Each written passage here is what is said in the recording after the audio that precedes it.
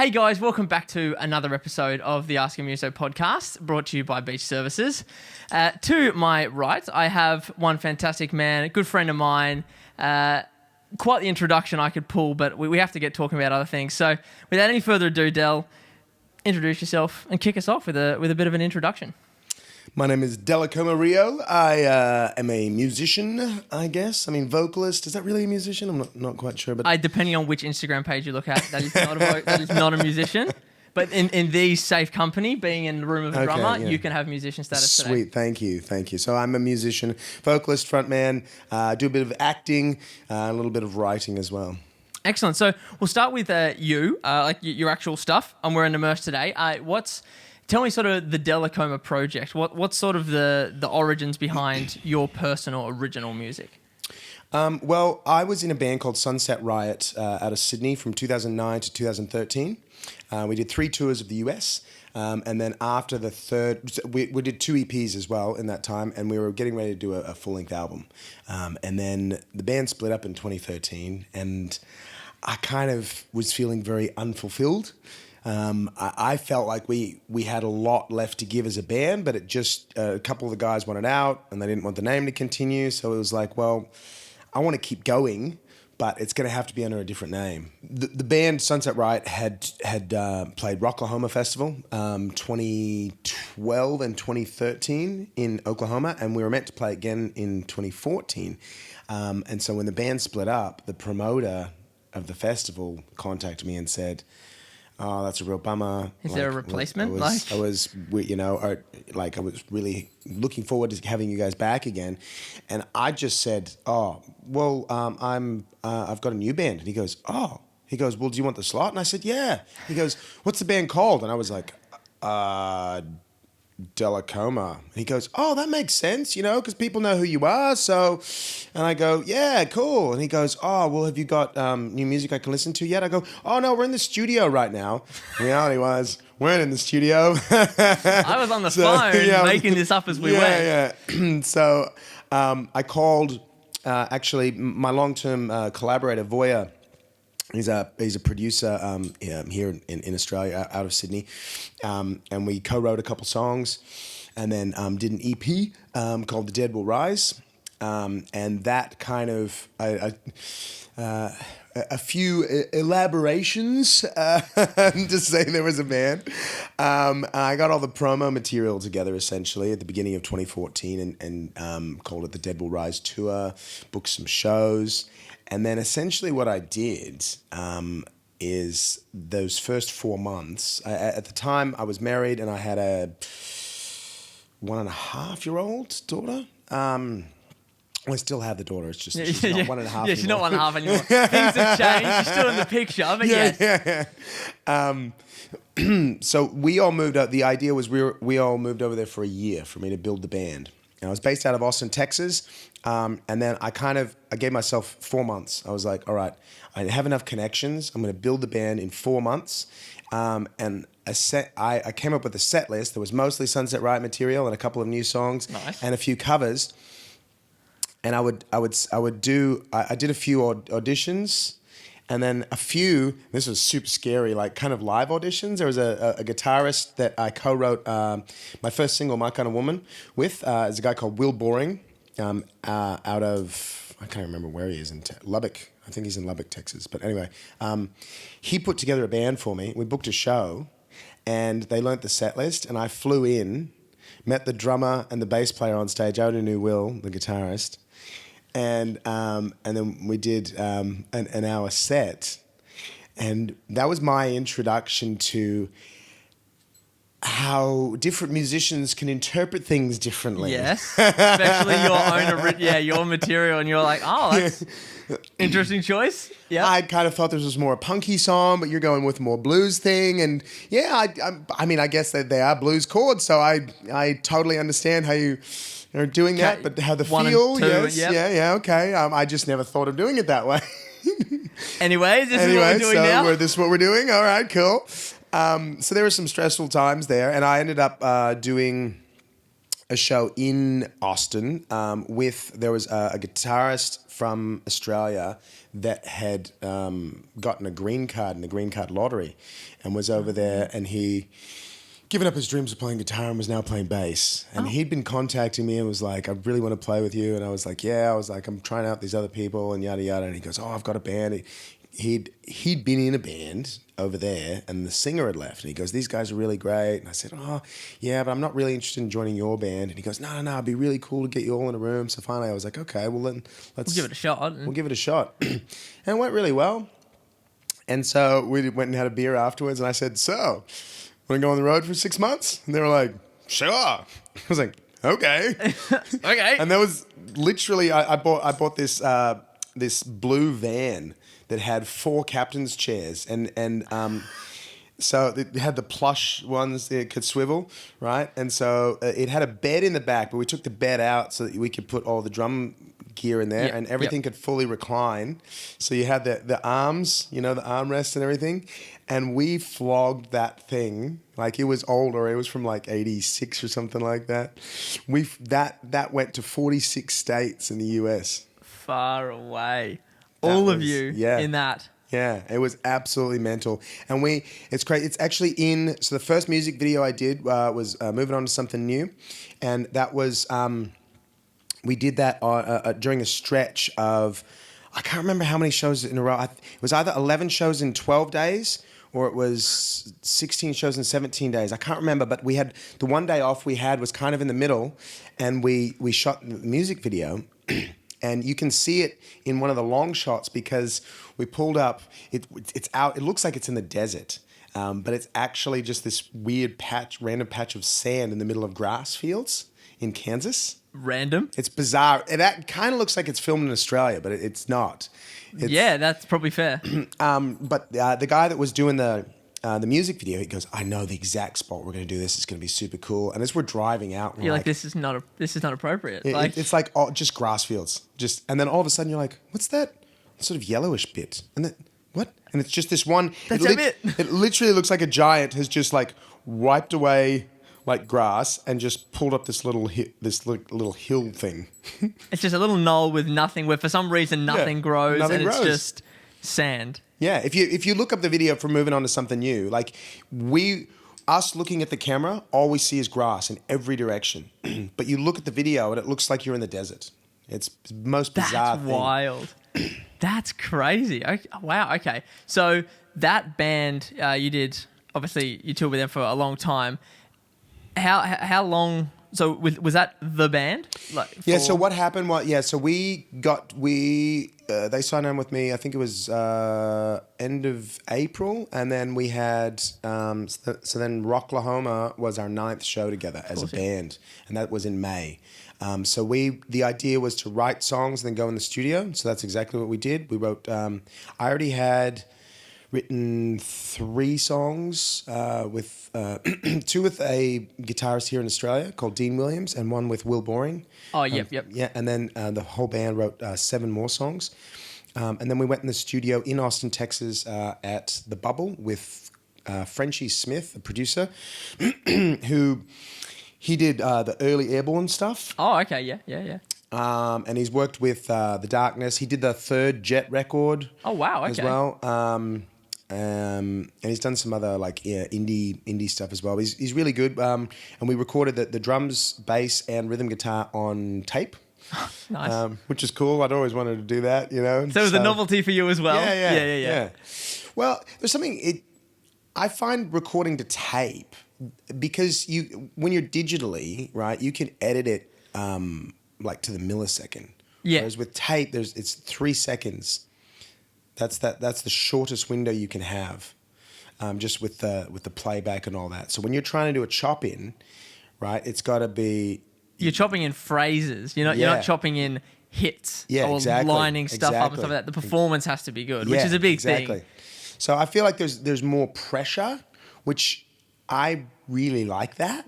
Even though I wasn't the one recording to tape. I was like, the vocals were done digitally. So. Yeah, exactly. I liked watching everyone else go, oh shit, another one. Those drums are just not quite there yet. And you're like, yeah, man, those drums aren't there yet. Sorry, I'm going to get my computer sorted. But yeah, those drums, man, they're just not there yet.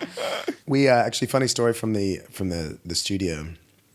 So I went in the vocal booth, and I'm known for eating cucumber like when I'm recording, because I can't.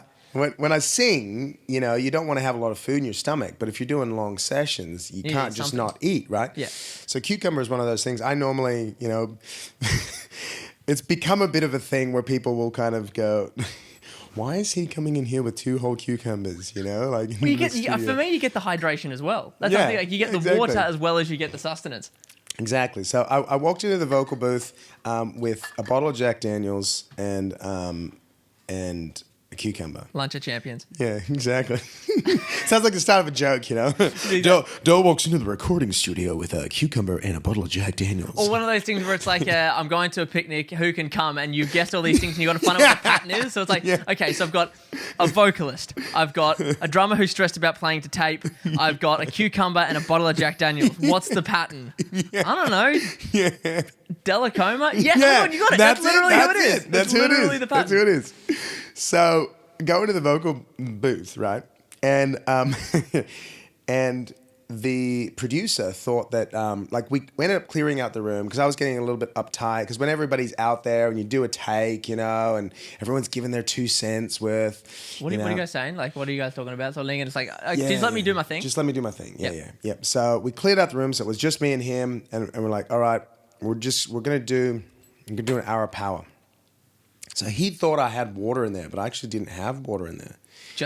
I just had Jack Daniels and my cucumber, right?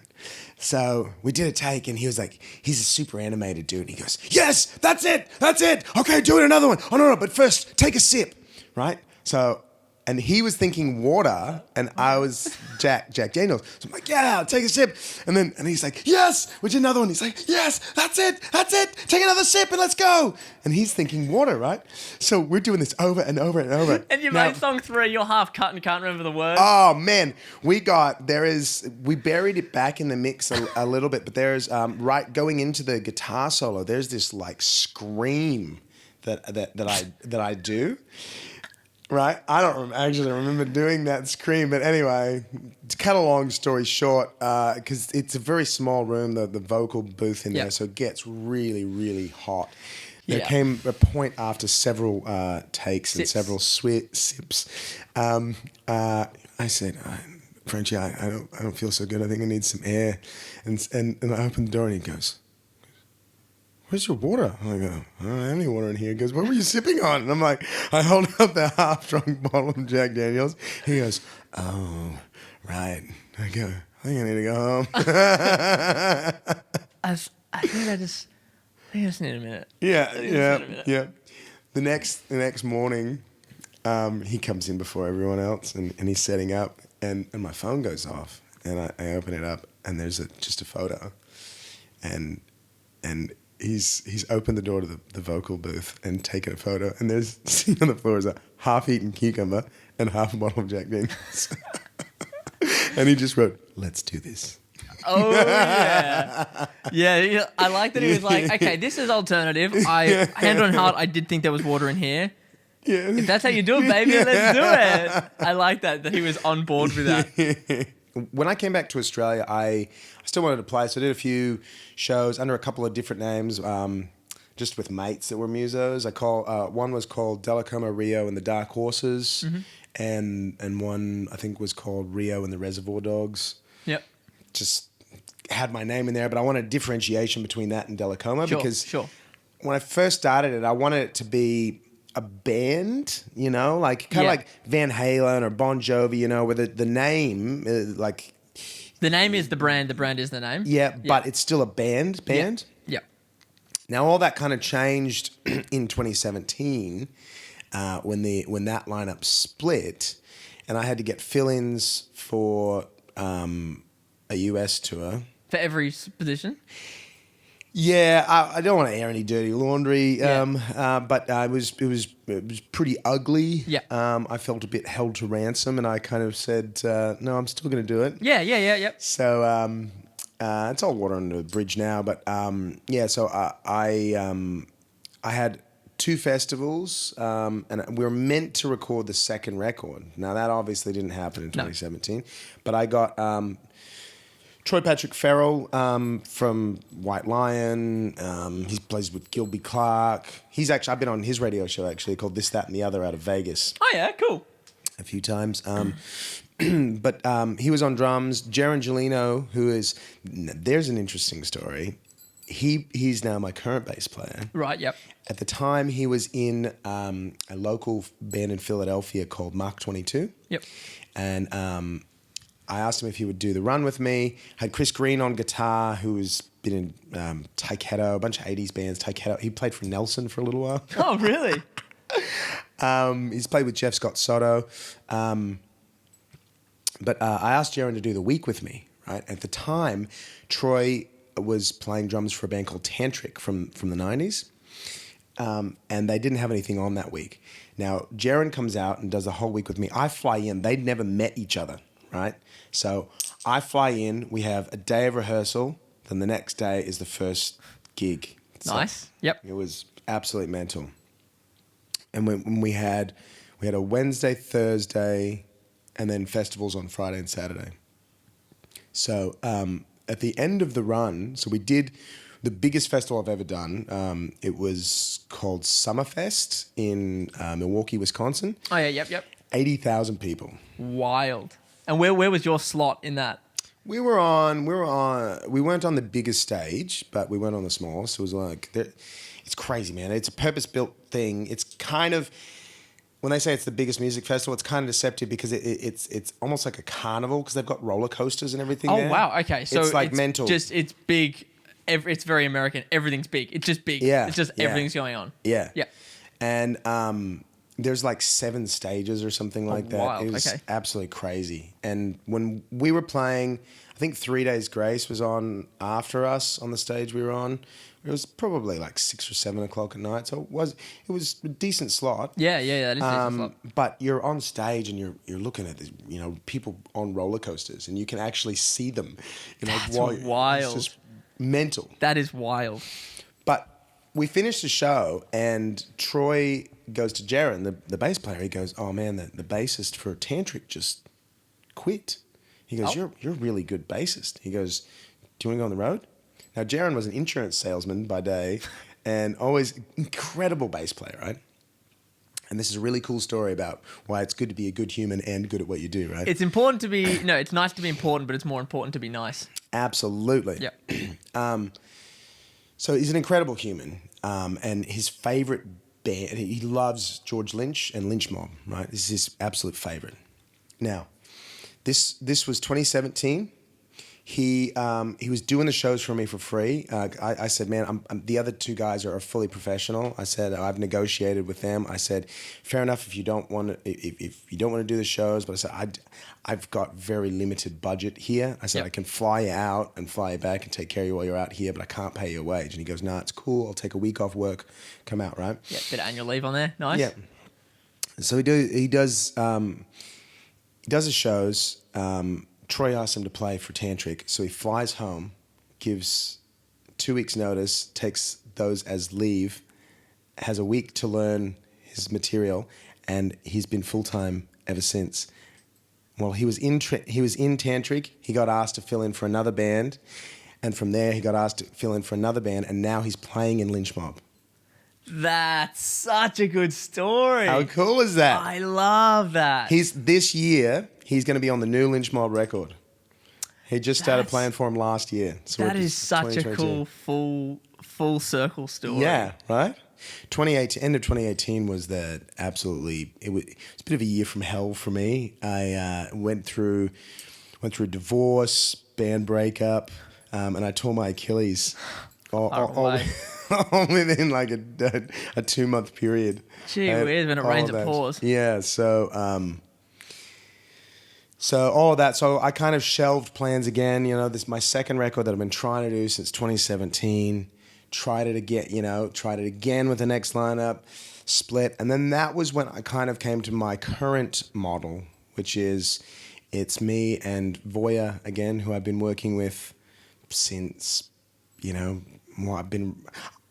his old band was called Rattlesnake, and I found out in a radio interview that my old band Sunset Riot gave them their first pub gig out of high school.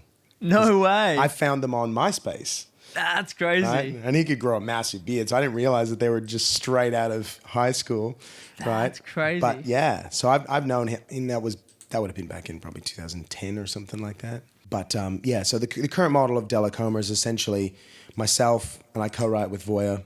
And then at the moment we've got Noel Tenney from the INXS show that I do. He's got a drum studio and he does drums. Yep. And then Jaren does bass. You're the front man and face of many famous faces, and that sentence makes sense. With your cover gigs and stuff like that, with all the different shows, stuff like that. Like you just recently, still be recently when this comes out, just recently took over Ellie Beach, over the Australian Day weekend and stuff like that, and did a bunch of shows, like a really large bunch of shows, one after the other and stuff like that. So what are you up to now, and sort of what's your sort of focus right now musically? It's a good question. Dellacoma has become, that was my focus from, 2014 to 2018. And then I took sort of 2019 off, and I was planning on coming back in 2020. Yes. Yeah. I still, I'm still on a label, Curtain Call Records out of Florida. And I still plan to be recording and hopefully playing live. But that project for me, I guess, is more about doing the shows that I want to do now rather than the hardcore touring that I was doing. Predominantly, I guess, in Australia, I am doing the Australian INXS show, and we've taken over a lot of our own booking Awesome. for that. So we're doing theatres now, which is really cool. That is really cool. Little runs of theatres. So we've got the full sort of Wembley experience. We've got individual video, I guess, clips that we've done for each song. So that plays on the screen. Wow, that's some serious behind AV us. then. Yeah. So the drummer controls all that from behind the kit. So when we press play on the show, everything's timed out. So there's cool. always something going on the screens behind you as you're performing. The idea is that we're given that Wembley sort of stadium. It's an experience. Feel. Yeah, it is. And people throw that term around, experience, but it actually is. Yeah, exactly. It's like there's a lot of people doing those bigger names, stuff like that. A lot of people doing their own versions of those, which is cool. But yeah, what sets you apart? That's the sort of things that set you apart. Yeah. We also do a Bon Jovi show, and then we've got Rock Anthems, which is it's pretty mental because it's basically just medleys. It's just everything. Yeah, so we play 90 songs or something across 2 hours because there's wild. Got a couple of 25-minute medleys that have, everything from Robbie Williams to Zeppelin to Motley Crue to Poison to Queen. Wow. So I want to try and take that show as big as we can. I've never done an INXS show before this one, and even though my whole life people have said I look like Michael Hutchence, and I've been asked, do you want to do an INXS show? And I've always said no. And when I said yes to this show, I'd been doing music, and then I'd just get sort of a day job, a part-time job to fill in when I get off tour. Yep. And when I joined this show, I was like, all right, I've always wanted to go full-time. I've been full-time a couple of times, but just never constantly. It's still a little bit, there's still that period where it's a little bit, where's the next one coming from? Sort of thing. Yeah. I suppose that's a pretty cool, it's a pretty overall ambition to have to be I want to know that this is what I do. That the only thing that needs to be on the resume is musician. That's the goal. Yeah. And to be able to, and that took me quite a while to understand, I guess, what my own ambition is, because it's easy enough to say, I just want to play music for a living. Well, if you just want to play music for a living, right, that's actually fairly simple. I know plenty of people that, they might do 8 or 9 gigs a week, you know, and they make an okay living doing that. You know, you do 9 gigs over nights a week, and that's takes a toll, sort of thing. And it's like, yeah, I could make money doing that. That could be cool, and I could play Ksan 47 times in a month, or I can just think bigger and go, all right, well, there is more risk involved because what if I don't sell the tickets, right? But you know, you spend your weeks instead of playing some of the smaller shows, which we've all done, and there's nothing wrong with that, but especially as you get a bit older and you have, you know, other things that take up your time. I mean, I got kids, you know, as well, and you start going, okay, how do I best use my time, and what am I really passionate about too? Love music, right? So I realized that my ambition, if you will, is not just to be a full-time muso. It's to be playing the songs that I like to play. Yeah. That's my ambition. Yeah. Because if my ambition is just to play music full-time, then whatever is going to pay the most, I'm going to play. And there's plenty of people out there that are fine with that, and that's cool, but it's not me. I can't... I like a lot of music, but then there's some music I don't particularly like, and I'm not going to get up there on stage. And I can't put my heart and soul into a song I don't like. You can't be authentic on stage. I was chatting about this with Ben Mitchell, Free the Nation Music, sort of the way we connected, and he said the same thing. He's like, if you want to play 4 nights a week and do this, like, that's awesome. That's not me, but that's totally respectable. But he's like, my music is I want to play my stories. In lots of cases, for him, it's about playing original music that are his stories. And for you want to play stuff that you enjoy playing. So that, and anyone who's seen a Dellacoma performance knows that there's a lot of energy and he leaves nothing behind. So if you're not interested, then it would show. If you're not really into it. Absolutely. And I mean, you touched on Early Beach before, and that was the first time I'd done. We did 4 shows in a row.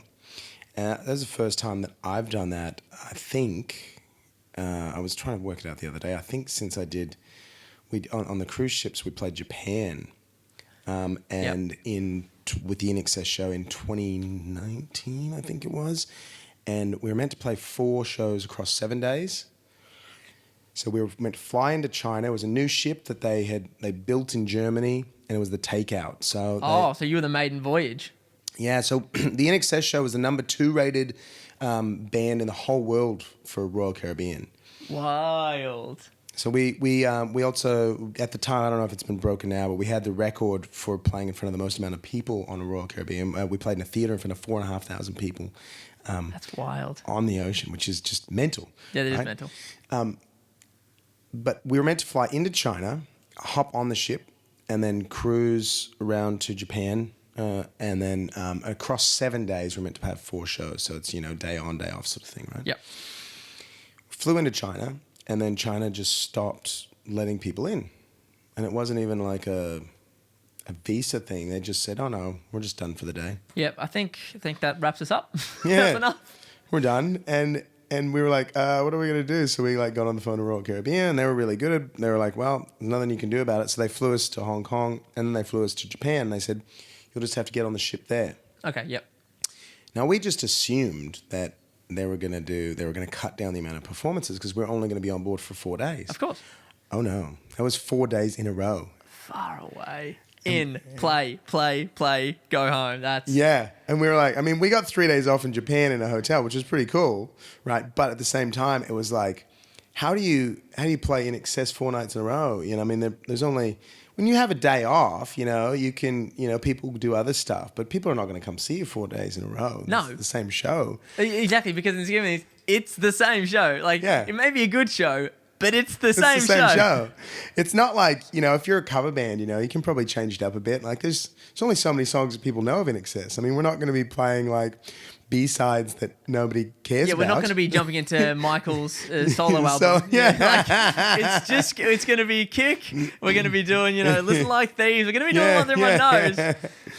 You're going to hear New Sensation every night. Exactly. It's Never Tear Us Apart every night. By the 2nd or 3rd night, it's just going to be Sensation. It's not new anymore. It's just as it is. Yeah. We said, you know what? Bit of a break from tradition, but we're playing 4 nights in a row, so we got to do something different, right? Of course. So instead of doing the Aussie medley, when, you know, this crew had been like super vocal and we were trying to get, you know, some people to just stick around for all 4 nights, we're like, tomorrow night, we're going to do a British medley for you. So the next day when we woke up, we're just figuring out all the songs we can play. Like, yeah, that's great. So we did a British medley. We had George Michael, Def Leppard, Led Zeppelin, Rolling Stones, Spice Girls. Oh, that's so good. And I could not, I couldn't get through. So tell me what you want, what you really want. I just started laughing. They go, like, and because the guys are all doing the backing vocals. I want to hurt, I want to hurt, I want to hurt, I want to hurt. And then as soon as really, you really, really, really crumble, ziggy, ah. He's just, they're just like, I want to hurt. Oh, no. If you've crumbled, I don't know if I can do this anymore. Dude, the guitarist, Rob, he was like all over it. And that just made me laugh more. Yeah, he was taking a super serious. I want to hurt, I want to hurt, I want, yep. I got I it want right. to really, really, really, really ziggy, ah. And so, yeah, it's funny when you watch something that is objectively comical and someone takes it so seriously and you're like, oh, man, I don't want to laugh at you, but, man, you're making it hard for me. Yeah, okay. Yeah. So you were just so he was getting into his work. Oh, yeah. And you're just and here like... I am just like a jackass, just laughing my ass off. So they loved it. And then the rest of the audience, we were having a bit of fun with it. So then we're like, okay, we're going to do a Scottish medley tomorrow night. And then we sat down and we're like, what? So we promised something we can't deliver. So we got, I'll walk 500 miles. Over to you? Like what else you got? I can't remember. I think we only did 3 songs. I can't remember what they were now. But I know we did Walk 500 Miles. Yeah, I can't remember what the other 2 were. But anyway. Then we filled it out with more British stuff. So we played like Sex Pistols and like some requests and stuff like that. So we got through the 4 days. Anyway, that was a long story that I'm not really cutting short. But the end of the story, going back to what I said before, these 4 days, that's the first time I think since then that I've done 4 shows in a row. Yeah, and that's crazy. It was 4 years ago, that, and I used to do a lot of shows in a row, but the gap off in the middle, I think we talked about it on the phone the other day. The gap off in the middle means that it doesn't just feel like, oh, geez, I haven't done that in a while. It's like, no, I haven't done that in a while, and I haven't done anything much in the middle to bridge the gap between that. Yeah. And that's the big thing. Your instrument is your body, and you keep that in tip-top shape. But if you're not actually doing the do, then over a 4-year period, so to speak, not that it was the full 4 years, but certainly 2 years where you weren't, it's hard to get back into it and just sort of cruise it back up.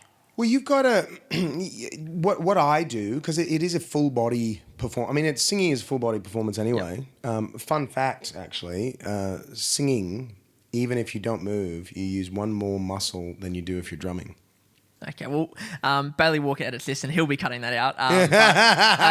It's been really good to chat to you. I will be cutting that one out. I will be editing that one out. How dare you swear in my room? Okay, that's a little rude, but yes, continue. But then I move around a lot as well. Oh yeah, so full body performance for you for sure.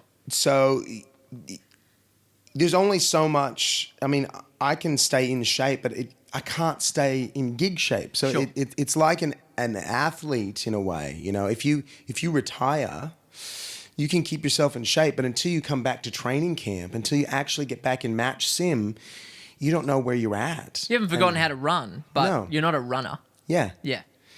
And that's kind of what this year, especially for me, I've had to just go, okay, how do I access what I had? Because I am, 4 years older.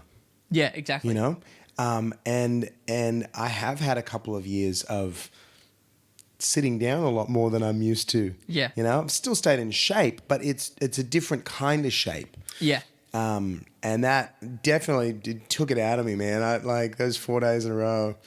I've got a bit of a reputation up there of partying a lot, but there wasn't a whole lot of partying. I was and I knew going in, I was like, man, I need to be smart about this. Yeah, the first night, because it's all day gigs too.